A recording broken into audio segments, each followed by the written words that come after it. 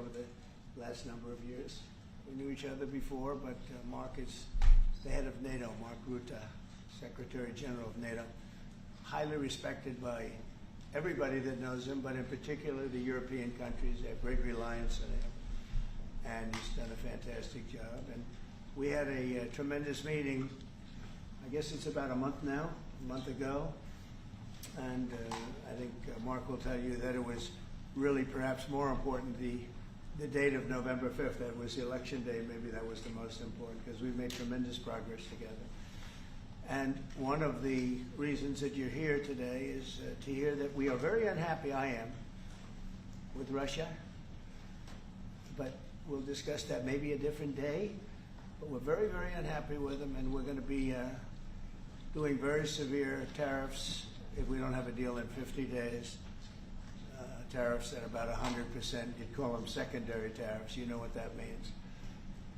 But today we're going to talk about something else. And as you know, we've spent $350 billion approximately on this war with Russia and Ukraine, and would like to see it end. It wasn't my war, it was Biden's war. It's not my war. I'm trying to get you out of it. And we want to see it end.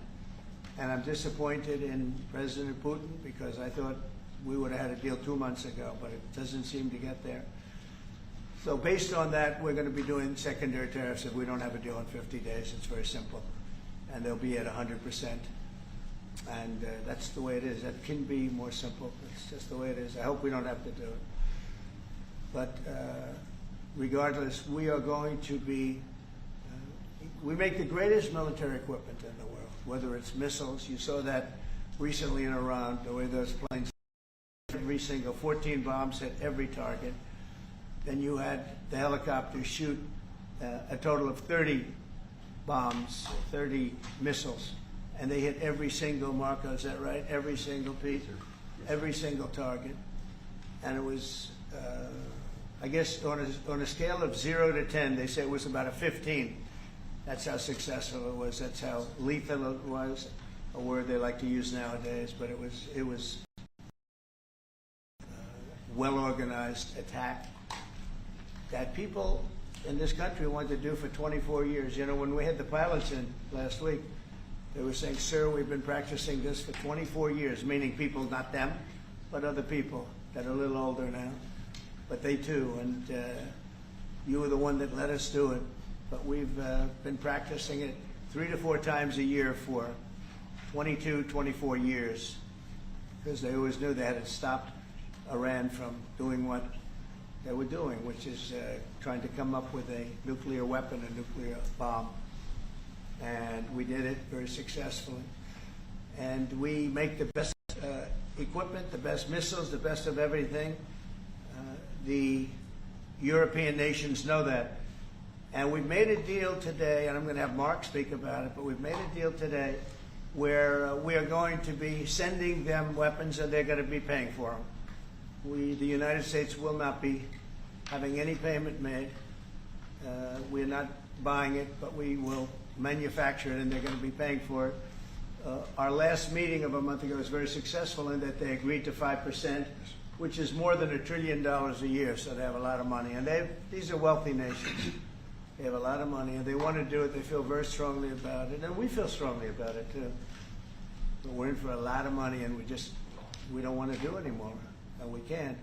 But we make the best, and we're going to be sending the best to NATO, and in some cases to maybe, at Mark's suggestion, if we go to Germany, where they're going to send early on missiles, and they'll be replaced, and NATO is going to take care of it. It's going to be coordinated by NATO, and they're going to work very much with Matt Whitaker, who's right here, who's a great ambassador, and Matt's going to be coordinating. You better do a good job, Matt. I will. But Matt's going to coordinate. He's a very talented guy. So in a nutshell, we're going to make top-of-the-line weapons, and they'll be sent to NATO. NATO may choose to have certain of them sent to other countries where we can get a little additional speed, where the country will release something and it'll be mostly in the form of a replacement. And I'd like to have Mark, and again, just a highly respected, pretty young guy for having had the career that he's had, because he had an amazing career before going to NATO. So, and we spent a lot of time together over the last couple of months. And if you could say a few words. Absolutely. No, Mr. President, dear Donald, this is really big. This is really big. You called me on Thursday that you had taken a decision.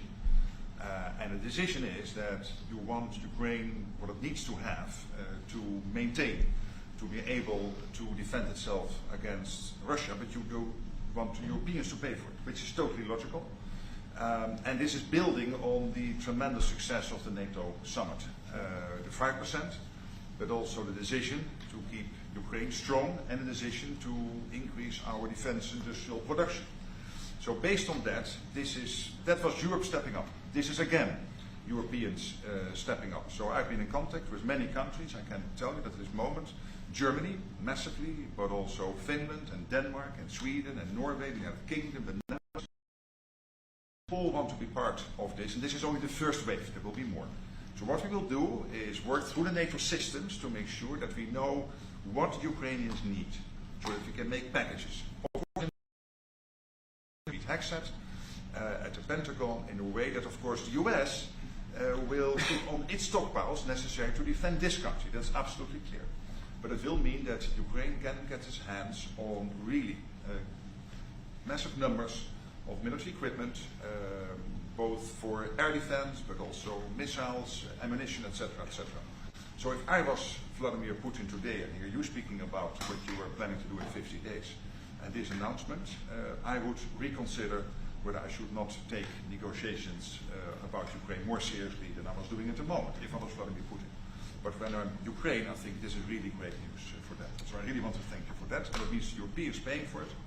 And again, I mentioned all these countries, we will deal with that. And exactly as you said, it might also mean that countries will move equipment fast into Ukraine, and then the US later backfilling it, because speed is of the essence here. So really, thank you. This is important. You did a great job. That's a really great job. We've been very successful in settling wars. You have India, Pakistan. You have Rwanda and the Congo. That was going on for 30 years. India, by the way, and Pakistan would have been a nuclear war within another week, the way that was going. That was going very badly. And we did that through trade. I said, we're not going to talk to you about trade unless you get this thing settled, and they did. And they were both great leaders, and they were great. But Rwanda and the Congo, that was going on for 30 years, and at least 7 million people killed, and killed with a lot of pretty rough weapons like machetes, heads chopped off. Couldn't even get near the countries. Nobody wanted to get near it, so frightening. And we got that one solved. Serbia, Kosovo, got that solved. That was going to be one that was going to happen. And again, that was something I use. I use trade for a lot of things, but it's great for settling wars. That was really very important. We're working, Marco is working very hard with everybody here on the Strip, the Gaza Strip. I call it the Gaza Strip, one of the worst real estate deals ever made. They gave up the oceanfront property, one of the worst deals ever made. But it was supposed to bring peace, and it didn't bring peace. It brought the opposite. But we're doing pretty well on Gaza. Steve Witkoff is here, and I think we could have something fairly soon to talk about. And we solved another one, that we just seem to have, Armenia and Azerbaijan. It looks like that's going to come to a conclusion, successful conclusion. We worked on Egypt with a next-door neighbor who is a good neighbor. They're friends of mine, but they happened to build a dam which closed up water going into a thing called the Nile. I think if I'm Egypt, I want to have water in the Nile, and we're working on that one. It's a problem, but it's going to get solved. They built one of the biggest dams in the world, a little bit outside of Egypt. You know about that? You've been hearing about that one. And that turned out to be a big problem. I don't know. I think the United States funded the dam. I don't know why they didn't solve the problem before they built the dam. But it's nice when the Nile River has water. It's a very important source of income and life. It's the life of Egypt. And to take that away is pretty incredible. But we think we're going to have that solved very quickly. So we do good. The only one we haven't been able to get to yet is Russia. I'm not happy. And I will tell you that Ukraine wants to do something. Again, it's a war that should have never started. If I were president, it never would have happened. I used to speak to President Putin about it a lot. It was the apple of his eye. But once I saw what was going on, I said, you know, they're gonna have a war here. I was outside. Election was rigged. I was outside looking in, and I said, you know, that thing's going to be a war. Couldn't believe it, because what Biden said was the exact opposite. And it started, and it's a real mess. We're losing, I guess they're losing 5,000 or 6,000 people a day. It's actually now more. I was saying 5,000 a day. It's actually more now. Mostly soldiers, but a lot of people in cities and towns that are getting blown up too. It's a horrible war, and it should be stopped. And so if it's not done, if we don't have an agreement in 50 days, that's what we're doing. Secondary tariffs, and they're biting. And I hope we don't get to the point where we do, but I've been hearing so much talk. It's all talk. It's all talk, and then missiles go into Kiev and kill 60 people. It's got to stop. But the purpose of this is to say that this is a very big deal we've made. This is billions of dollars worth of military equipment is going to be purchased from the United States, going to NATO, etc. And that's going to be quickly distributed to the battlefield. Ukraine will take it up. And, you know, say what you want about Ukraine. When the war started, they had no chance. And they still would have had no chance if the equipment, they had the best equipment, because we do make the best planes and missiles, and we make the best military equipment in the world by far. You know, we have new things coming out that are beyond belief, and I'm very excited about the Golden Dome. It's going to give us very strong protection. We've already started that. But they had courage, because somebody has to use that equipment. And they fought with tremendous courage, and they continue to fight with tremendous courage. But they don't have, they're losing on equipment, and Russia's really taken a very positive, very strong, I mean, what they've done the last couple of weeks. Without military reasons. So what they are doing is 700 drones a day, missiles, bombing cities. This is not because of military goals. It is just creating panic, keeping people out of their sleeps, hitting towns. It's really terrible, and it is meaning a lot of people lose their lives, but also the infrastructure, whole cities being They're wiping out the electric. It's going to take years to rebuild it. That's going to be the next problem, because that's going to take a long time. Cities, many of the cities are knocked down to the ground. Many of the people have left, but many have stayed. I don't know. They actually stay. Most have stayed. Actually, it's incredible that they stay, and knowing that a missile could be hitting your apartment house, and your apartment house that you're sitting in could collapse on top of you. And they do very heavy construction. They don't use rebar. They do very thick concrete construction. Those are heavy buildings, big buildings, and heavy buildings. And they collapse like they're made out of paper. It's unbelievable to see this happening with people, so many people being killed. So we think we're making progress, and we hope we're going to make progress. In the meantime, we're going to get you good service on what you need. And we really became friendly with NATO this last meeting. You know, we went from 2% to 5%, which everyone said was not even a possibility. They weren't paying 2%. Many of them were paying much less than 2%. But even those, since you became president, all committed to the 2% before the summit. And now collectively we committed to the 5%. That's right, they did. And they've been very good. And I think I made a lot of friends over there. We had a couple of days of very intensive talks. And they're great people. They're leaders of countries. Leaders of countries, many of them great countries, some of them smaller countries, but for the most part, they're very solid, strong countries, and very successful. Some of them are among the most successful countries in the world. So that's the story. We hope that's going to have an impact on Vladimir Putin, and we hope it's going to have an impact on Ukraine also. We want to make sure that Ukraine does what they have to do. All of a sudden they may feel emboldened, or maybe they don't want. You know, this is a very difficult situation.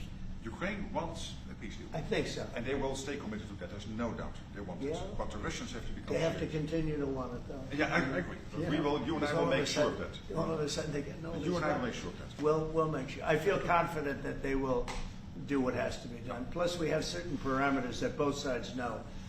And we already know So I think that's going to be it's going to be very strong. We want everlasting peace. Any questions, please? Yes. Thank you, Mr. President. What was the tipping point for you in a conversation with President Putin? Was it a piece of intelligence? And why are you giving 50 more days? I think I think it's a very short period of time. I think, don't forget, I've just really been involved in this for not very long. And it wasn't initial focus. This is a Biden war. This is a Democrat war, not a Republican or Trump war. This is a war that would have never happened. It shouldn't have happened. A lot of people being killed. When the final numbers come in, you're going to see a lot more people are being killed in this war than you think, than you've been writing about. It's a very deadly war. They're all bad, but this is a very deadly war. The numbers are going to be far greater. When an apartment house comes down, and they say 2 people were slightly injured. No, many people were killed. And those numbers will be at some point accurately reported. So far, they're not. It's a deadly war. I think that you're just going to see, I think you're going to see strong movement. I hope so. I hope so. And what about the secondary tariffs are very, very powerful. What about the tariffs that the Republicans in the House and the Senate have ready? Those were 500%. Sure. Why are you doing 100%? Well, the Republicans are moving very strongly in the Senate, giving us total control of it, but I'm not sure we need it, but it's certainly good that they're doing it. And Lindsey Graham's working hard, the whole John Thune, all of them, they're all working hard. And they're in coordination with Mike Johnson, Speaker in the House. And I think they've actually crafted a pretty good piece of legislation. It's probably going to pass very easily. And that includes Democrats. And there's some little tweaks, but I don't want them to waste their time. It could be very useful. We'll have to see. But we can do secondary. We're probably talking about 100% or something like that. So we can do secondary tariffs without the Senate, without the House. But what they're crafting also could be very good. So are you suggesting then that the Congress should move forward with those sanctions, the 500%, and that your 100 would be a separate additional package? Yeah, I mean, the 500 is, sort of meaningless after a while because at a certain point it doesn't matter. It's not going to be, 100. 100 is going to serve the same function. But, I have it at 100%. They may have it, I don't know what they're going to end up with. They may have it at 100 too. They may have it at 500. But they're doing some good work in the House, and I think in the House and the Senate. And as you know, they're coordinated. And they can have it done quickly. They said they'll have it as quickly as I need it. So we'll see. We're talking to him. In fact, John Thune's coming over later on to talk. Did you call for it yet? Yeah, he's gonna come over. Thank you, Mr. President. Is it your view that Vladimir Putin mischaracterized his dedication to? Is it your view that Vladimir Putin did not clarify his intention to a peace deal? Well, and what happens now in the next phase? Is there? We're going to see. I mean, we're going to go for a period of time. Maybe he'll start negotiating. I think I felt, I don't know about you, Mark, but I felt that we had a deal about 4 times. Mm-hmm. And here we are, still talking about and he didn't send serious people to the negotiations. So I remember that you were able, with Marco Rubio and with Steve Witkoff, to get these talks going in Istanbul. Yep. I remember I was myself in Turkey for NATO business in May, and we really put pressure on the Ukrainians to send a senior team into Istanbul, and they did. But then the Russians came up with this historian explaining history of Russia since 1250. We thought, and I thought, we should have had a deal done a long time ago. But it just keeps going on and on and on. And every night people are dying. A lot of people, a lot of Russian soldiers are dying, by the way. And a lot of Ukrainian soldiers too. But a lot of Russian soldiers are dying. 100,000 Russian soldiers since 1st of January. Since January. 100,000 Russian soldiers dead since January. So if anybody in Moscow is listening to this, again, 100,000 dead Russians since January. This is what President Putin is doing at the moment. Yeah, please. Will these be Patriot missiles specifically, or Patriot batteries that you're planning? And when do you everything? It's Patriots. It's all of them. It's a full complement with the batteries. And when do you expect them to arrive in Ukraine, sir?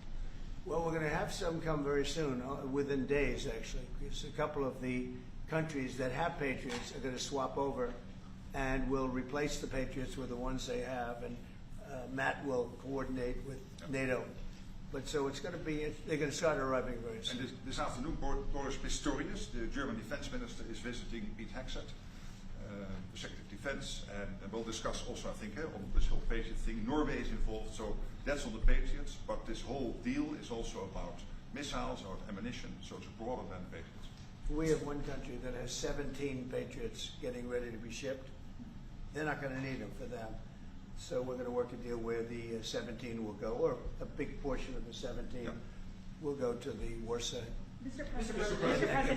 That can be done very quick. Mr. President. Mr. President, Yeah, please. could this transaction with NATO be viewed as a step towards achieving peace, letting Putin know that now Zelensky has a little bit more powerful tools in his tool chest, and maybe that brings him to the table to achieve peace? I know that you wanted to do that. Brian, that's what we've been saying. I think you might have expressed it better if you wanted to. I'm just That's trying to exactly what That was a summary. That was a nice summary. You might, I think he's done better than us. He's a very good guy, I can tell you that. But no, it's well said. Yeah, I think this is a chance at getting peace. Or it's just going to be the same thing. I have to tell you, Europe has a lot of spirit for this war. A lot of people, you know, when I first got involved, I really didn't think they did, but they do. And I saw that a month ago, and you were there, most of you, many of you were there. The level of esprit de corps, spirit that they have is amazing. They really think it's a very, very important thing to do, or they wouldn't be doing it. Look, they're agreeing to, just so you know, they're paying for everything. We're not paying anymore.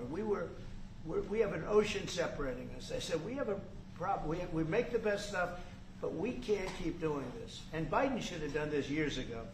He should have done it from the beginning. But he didn't. A horrible job they did for this country. And I just hope between the border and this and so many other, inflation, what a horrible administration. The worst administration in history, in my opinion. It's not my opinion. I think it's everybody's opinion. But this is something that shouldn't have happened, and we're going to see if we can end it. I do want to make one statement. Again, I said it before. This is not Trump's war. We're here to try and get it finished and settled and whatever. Because nobody wins with this. This is a loser from every standpoint. From day This one. was Biden, and this was other people. And it's a very sad. It's a very sad situation. This gentleman's doing a great job. I think he's going to get it, and Matt and everybody else that's working on it. I think he'll get this thing over with, hopefully. Mr. President, you've praised European countries today as standing up for Ukraine, as being strong. Will you allow them to continue to negotiate tariffs lower than 30% before August 1st, or is the deal set at this point? What does that mean? You mean you're talking about the tariffs? trade, on tariffs. You're back on tariffs. You're on a more friendly tariff, right? A little bit more friendly tariff. Perhaps. No, we're going to be talking to people. We have, you know, I watched the show this morning. They were talking about, well, when's he going to make the deal? The deals are already made. The letters are the deals. The deals are made. There are no deals to make. They would like to do a different kind of a deal, and we're always open to talk. We are open to talk, including to Europe. In fact, they're coming over. They'd like to talk. Mr. President, is there any concern about the U.S. stockpiles? There was a pause in delivery of weaponry to Ukraine in order to evaluate, apparently, the U.S. stockpiles. What came out of that? Evaluation. I mean, this was a very big, what we're talking about today is a very, very big day. And what Pete was doing, and me too, I knew what Pete was doing, was evaluation, because we knew this was going to happen. And now we actually announced it. They voted on it. It's all been done. So obviously that has a big impact on, you know, when you say pause, obviously you're not going to be doing things if you don't know what's going to happen here. But we were pretty sure this was going to happen, so we did a little bit of a pause. But this is a very big, event today. This is something very big. If Putin escalates further, how far are you willing to go in response? In what? How far are you willing to go if Putin were to escalate, send more bombs in the coming days? Don't ask me a question like that. How far? I want to get the war settled. They're not Americans that are dying in it, and you know I have a problem, and JD has a problem. It's a stance. They're not Americans dying, but there are a lot of people dying, and on something that should be able to be settled. And we all agree with that. This group of people, that, you know, we want to defend our country, but you know, ultimately, having a strong Europe is a very good thing. It's a very good thing. So I'm okay with that. Yeah, please, in the back. Yeah, is there a ceiling on what the Europeans are willing to pay for? And it sounds like, are you ruling out the U.S. paying for some from additional weapons through drawdown authority? Because basically what the president is saying, that he is willing, of course, taking consideration what the U.S. needs itself. So it's not that you can have a shopping list and you can order whatever you want, because the U.S. has to make sure that the U.S. keeps his hands on what the U.S. needs, also to keep the whole world safe, because in the end you are the police agent of the whole world. You're the most powerful nation on earth, the most powerful military on earth. But given that, the U.S. has decided to indeed massively supply Ukraine with what is necessary through NATO. Europeans 100% paying for that. And what we have been doing over the last couple of days is talking with countries, and I just mentioned the ones who in the first wave immediately said, we want to chip in. And then you're really talking about big numbers. Take Germany visiting today. They're really talking about big numbers. Can we get some clarity? I will say that I spoke with Germany, spoke with most of the larger countries, and they are really enthusiastic about it. They want to, and you know, they're willing to go very far. I will tell you, you know, as per your question, how far would I go? They want to go very far. They don't want this to happen. That's why I think from Putin's standpoint, it would really be good. He gets the country's economy is doing very poorly, and he's got to get his economy back. He's got to save his economy. He could save his country in a sense, but the economy can destroyed a lot of countries over the years. He wants to get that economy back. And, you know, he's got a great country for trading and other things. If they could use the assets instead of war, he's got some tremendous potential. That's what I would say. How did you deliver this news to Putin, sir? Say it? How did you tell Putin this was coming? I speak to him a lot about getting this thing done. And I always hang up and say, well, that was a nice phone call. And then missiles are launched into Kiev or some other city. And I said, it's strange. And after that happens 3 or 4 times, you say, the talk doesn't mean anything. My conversations with him are always very pleasant. I say, isn't that a very lovely conversation? And then the missiles go off that night. I go home, I tell the First Lady, you know, I spoke to Vladimir today. We had a wonderful conversation. She said, oh, really? Another city was just hit. So it's like, look, he's, I don't want to say he's an assassin, but he's a tough guy.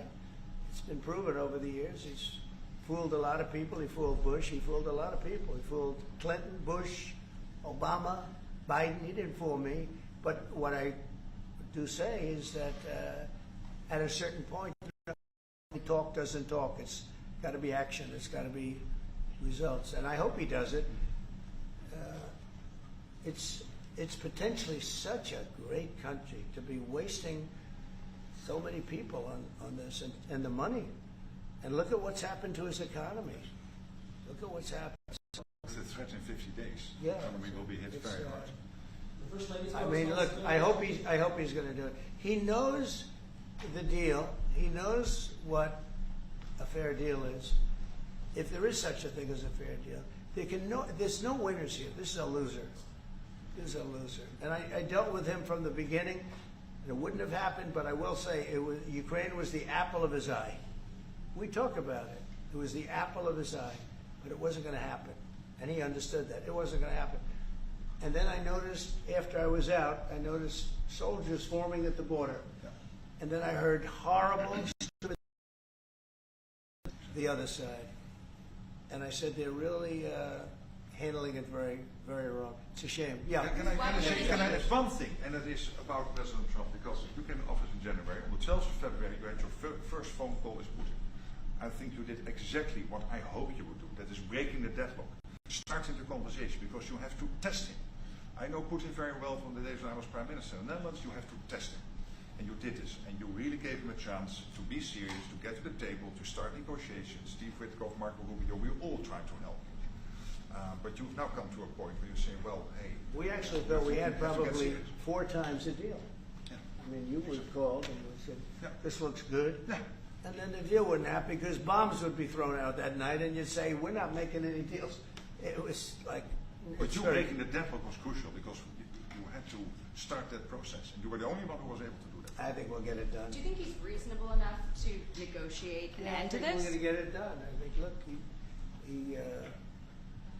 this is a very powerful situation. You have very wealthy countries buying the best equipment in the world. And we have the best equipment in the world. We make equipment like no other. You know, our submarines, nuclear submarines, are so powerful. They're the most powerful weapon ever built. And we have the best in the world they're 20 years behind, 25 years behind us. We have the greatest equipment anywhere in the world. I just hope we don't have to use it. Yeah, please. Mr. President, on a separate topic here, President Biden, of all people, spoke to the New York Times over the weekend. He did not speak to them on the record during his time in office at all, but he spoke to them recently. And he defended his use of the auto pen and said that he signed off on every decision. But at the same time, the Times reports that he did not individually approve each name for the categorical pardons that applied to large numbers of people. What are your take on that? Any new revelations from that? Well, I mean, you're talking about the auto pen. Look, the auto pen, I think, is maybe one of the biggest scandals that we've had in 50 to 100 years. This is a tremendous scandal. And I know the people on the other side of the, see that desk, that Resolute desk? Unfortunately, he used it before me. But, you know, we have our choice of 7 desks. They're all beautiful. But I chose the Resolute, and so did he, unfortunately. But the people on the other side of the Resolute desk, I know them. Lisa, the whole group, and they're no good. They're sick people. And I guarantee he knew nothing about what he was signing. I guarantee it. So they're going to figure it out, and we'll see what happens. But to me, the auto pen, you know, you elected president. You know what the auto pen is supposed to do? Sign thousands of letters from young people that write. We get thousands of letters a week, Susie, right? Thousands. I mean, tens of thousands sometimes. I look at a room, there's a room where we have many, many people working, responding and sending letters back. That's what an auto pen's supposed to be. To write to a young 7-year-old boy that writes to the president, and he wants to be president someday, and he loves America. That's what the auto pen's supposed to be. It's not supposed to be for signing major legislation and all the things. No, the auto pen, and I doubt he knew. I doubt they even spoke to him about it. I think they had, it's called a freewheeling auto pen. Like, Biden was never for open borders. Biden was never for transgender for everyone. So I don't think I think the radical left people that took over the White House, and if I didn't win, our country was finished. You know, when I was in, and I said this a couple of times, I hope I don't bore you with it, but when I was in Saudi Arabia, I was in Qatar, I was in UAE, and then I met with all of your leaders, yes, including you, a great leader. He's now the leader of many countries, not just one. No. But I met with a lot of leaders over the last 2 months in the Middle East and all of the NATO countries. And I will tell you, they had one common phrase. They thought America was dead 1 year ago. And today they say, and they all say it, and I hope you'll back me up on this, but they say now it's the hottest country anywhere in the world. It is. Look at our numbers. Look at the numbers we made. You see, we made $25 billion last month. We didn't make that for years. Kicking in, the economy is very strong. Even though we have a Fed person who's terrible, he doesn't know what the hell he's doing, but that's all right. We blow through interest rates. We're doing so well, we blow through it. Be nice because people would be able to buy housing a lot easier. But think of it. We thought your country was dead, and they were dealing with China because they were really going to China, but not anymore. But we thought your country was dead, and now you have the hottest country anywhere in the world. So we've done a really good job, and it's an honor to have this man. This man is a star, and he's going to be dealing with another one of my stars, Matt, and you're going to do a great job, Matt Whitaker. Okay? Thank you very much, everybody. Thank you, guys. Thank you, guys. Thank you, guys. Thank you, guys.